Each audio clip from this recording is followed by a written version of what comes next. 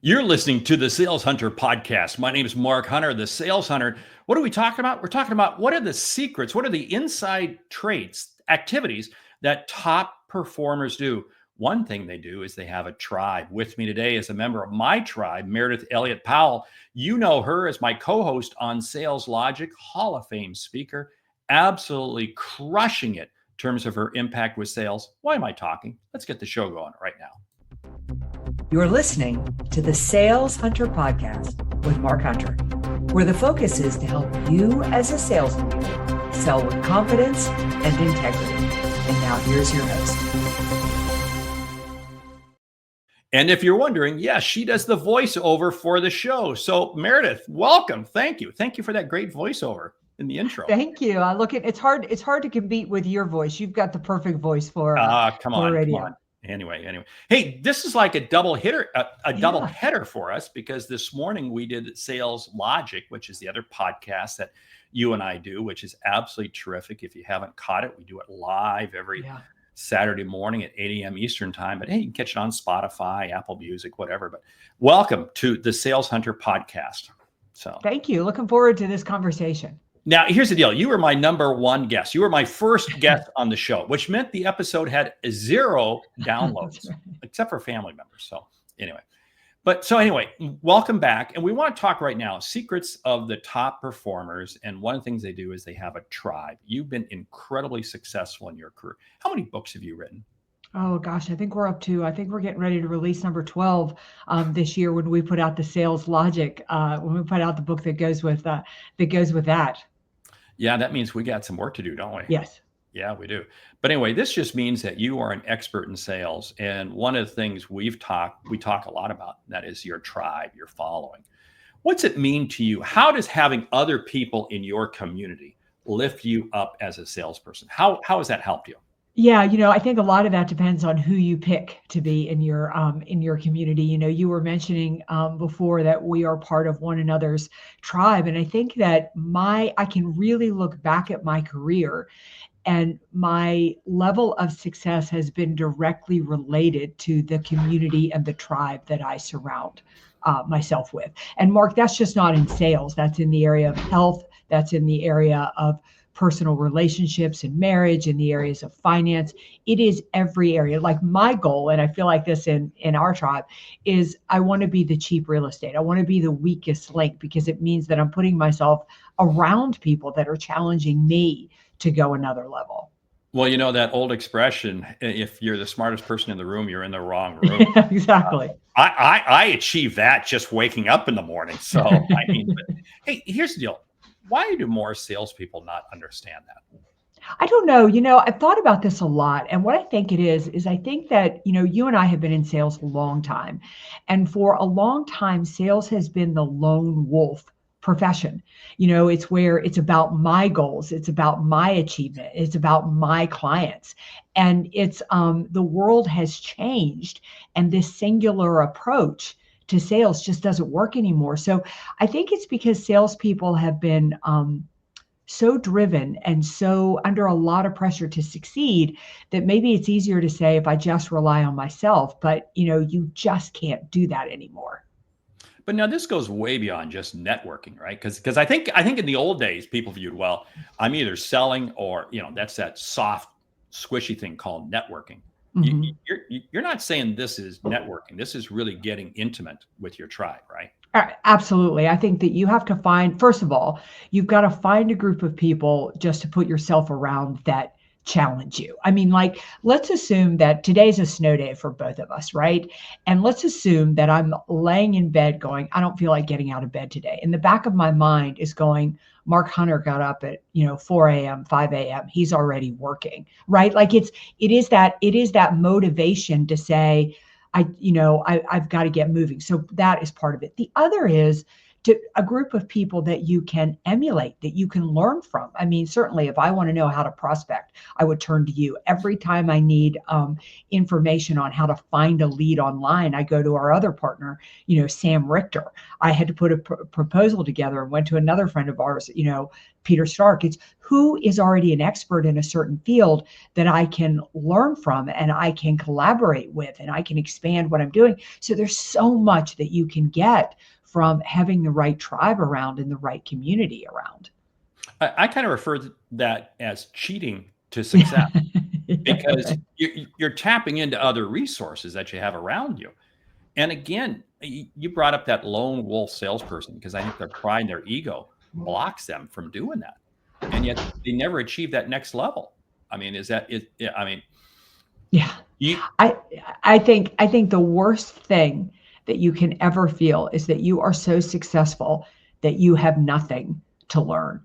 Or I was working on my keynote speech the other day, and I called somebody and asked them for input, and they're like, "You book a gazillion a year. Why do you need help?" And I'm like, "Because this could be better. I'm sure it could be better." Like that thought that even if you are succeeding, in sales, accountability gets such a negative connotation because it's been used as a stick to find you doing something wrong, when accountability is really just as much about finding what you're doing right so that you can improve it or repeat it. hey, I love what you said there. That's really a drop the mic moment because Mhm. you're right. Accountability. Well, I don't want to tell anybody. I don't want because they're going to expose all of my weaknesses. And you're saying that's a real strength. Yeah, yeah. So Yeah, how do absolutely. you go about finding that peer group? How do you go about Yeah. finding that tribe? I think it begins with finding a group, like looking around you and saying, who do I admire? Who do I emulate? And when I say that, it's really important. Don't just emulate people whose career or sales results you want, but how do they live their life the way that you would want to live their life? Mark, when I think about like our tribe and our group that we run around with, we were all surprised that when we all went away together the first time, all our spouses got along. But when you think about it, we really shouldn't be surprised because we all basically live the same way. Family is very important to us. Community is very important to us. Careers are very important to us. So we shared the same values. So it was easy to basically take that relationship to another level. So I think you begin by looking around and seeing, who do you admire? Who do you emulate? And then it takes a little bit of courage to begin to build those relationships.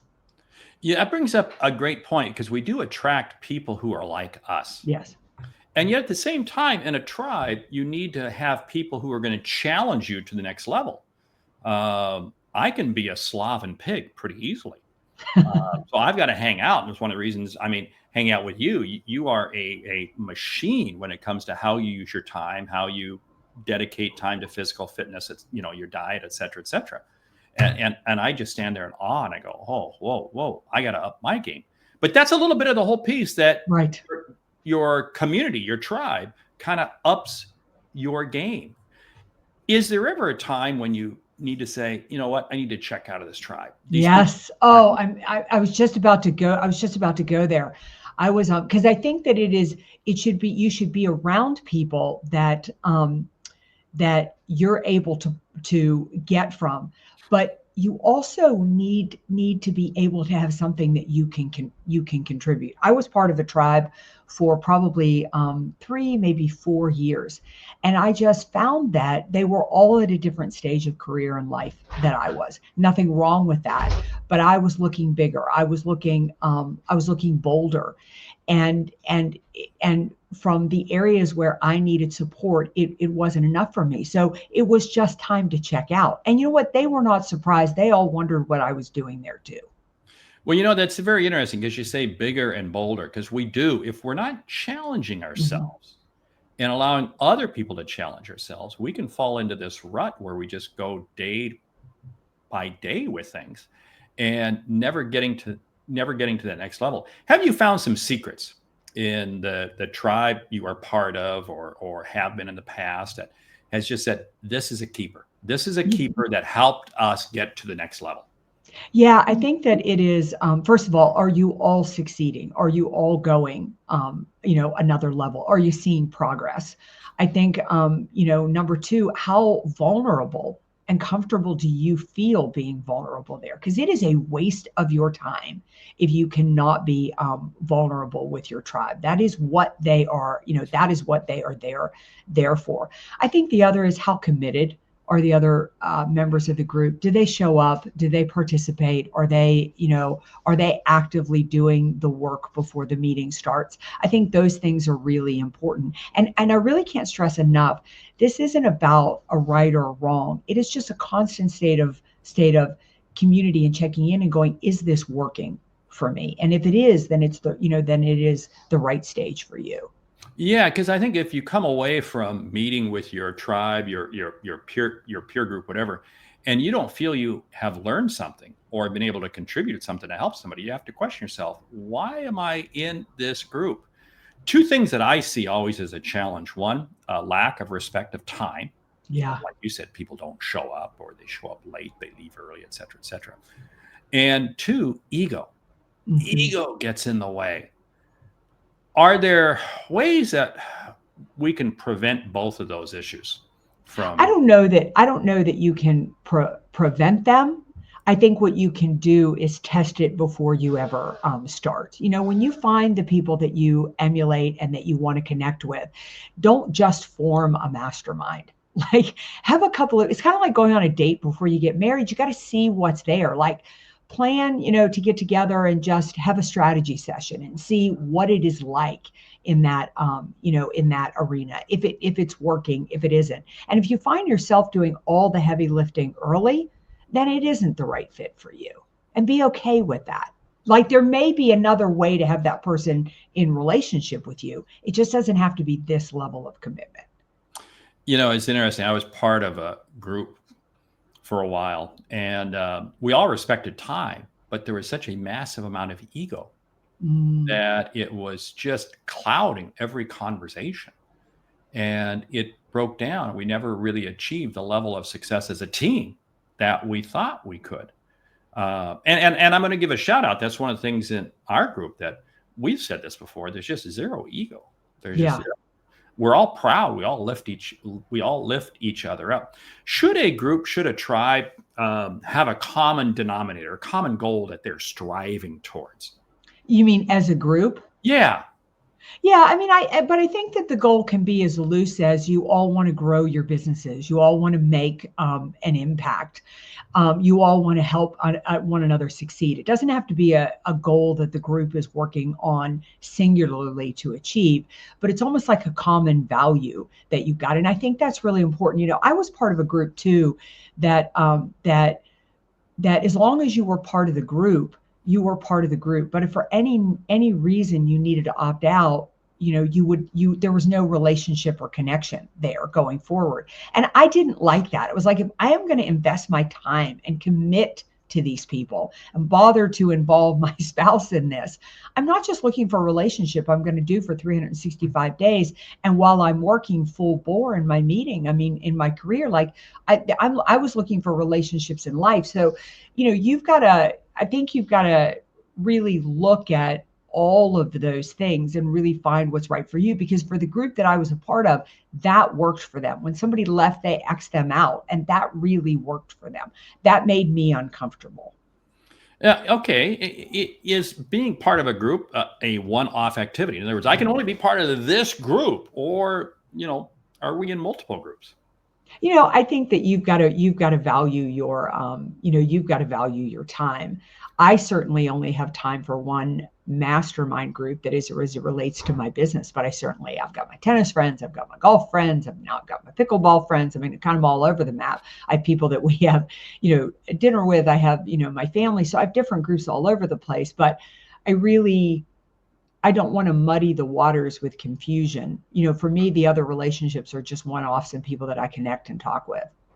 But there's still deep relationships, right? Absolutely. Yes. Right. Yeah. Right. I mean, I contend that being part of a mastermind, being part of a peer group, advisor group, whatever, helps improve you in every other walk of life.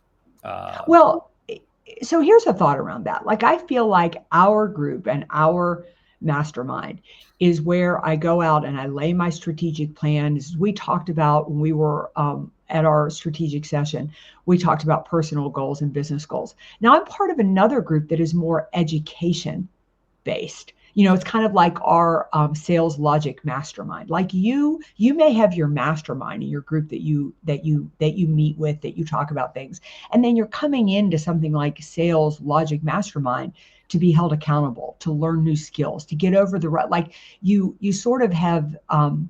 I have another group where I have some expert advice giving me input at another level. So in that respect, yes. It's interesting you bring up sales logic mastermind, and so spot on, because again, that's a group that you and I started, and it is incredibly valuable for salespeople to be part of. What do you think the members of the mastermind, sales logic mastermind, get out of being part of that group?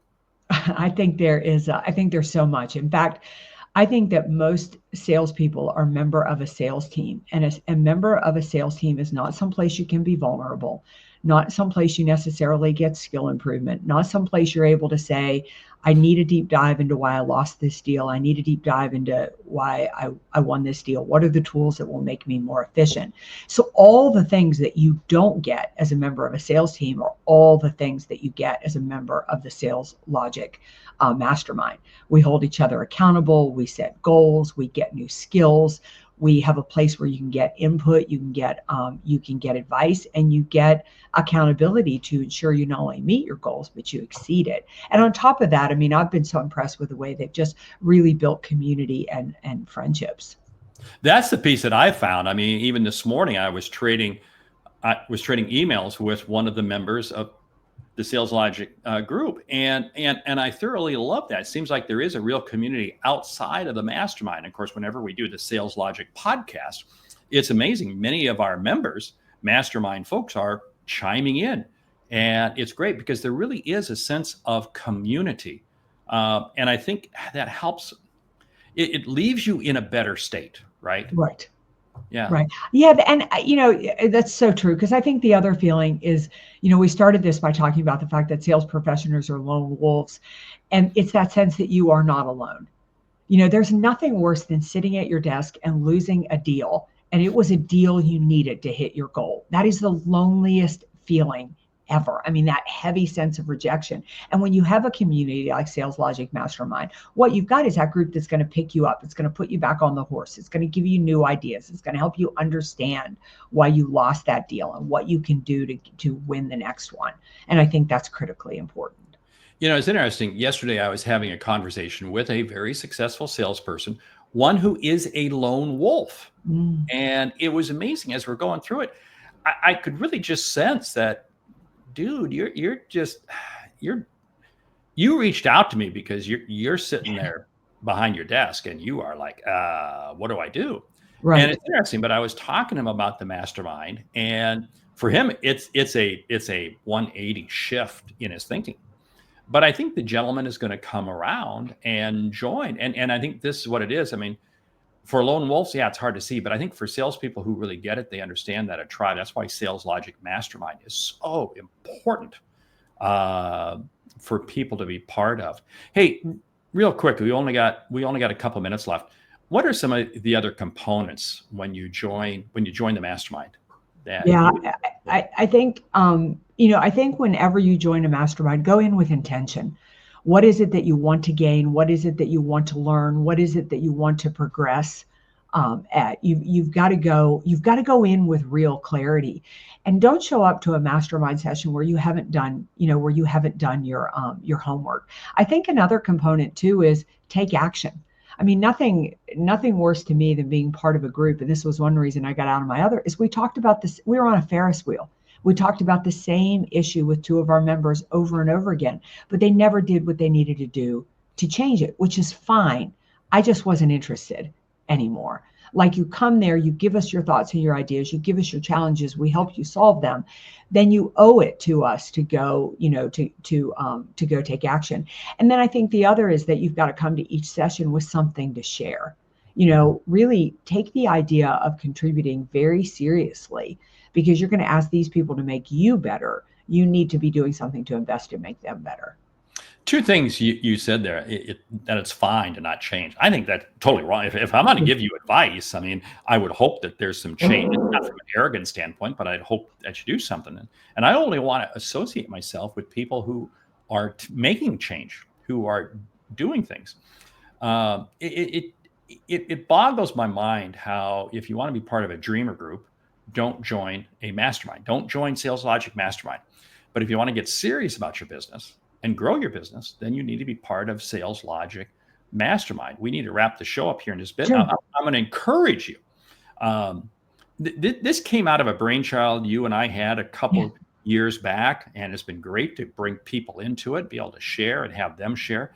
But what you do is you go to saleslogicpodcast.com, and you'll see right there at the top, Mastermind, and get involved. Join the group, because it is an absolute game changer for where you are. Okay, Meredith, you've got another podcast, right, that you do? I do another one I do obviously do the Sales Logic podcast with you. And then I do Thrive. That show is dedicated to my brand and really my passion in life, is I want to help people learn to turn uncertainty to competitive advantage. So we talk with guests that have faced adversity, turned it to opportunity, and give you the skills and strategies to do that consistently. I love it. And how do people get in touch with you? Yeah, the best way to get in touch with me is to follow me on social media, on LinkedIn. That's probably the platform I'm on more than any other. And then you can always find me at my website, valuespeaker.com, just the words valuespeaker.com. I shoot videos, I write blogs, lots of information there to help you really build your confidence and grow your business. And of course, you can find you on saleslogicpodcast.com. Absolutely. And of course, listen to that podcast. Hey, today we've been speaking with Meredith Elliott Powell. She is the voiceover for the Sales Hunter podcast. Thank you again for being part of it. You're a great friend, great peer. I love networking with you, talking with you, challenging each other, because that's the value of a mastermind group, and do encourage you to check that out. Hey, what is the Sales Hunter podcast? 2 episodes a week. One like this, where we do a deep dive with a subject matter expert. Second one is just a short single topic from me. Why do I do the podcast? One simple reason: to help you see and achieve what you didn't think was possible.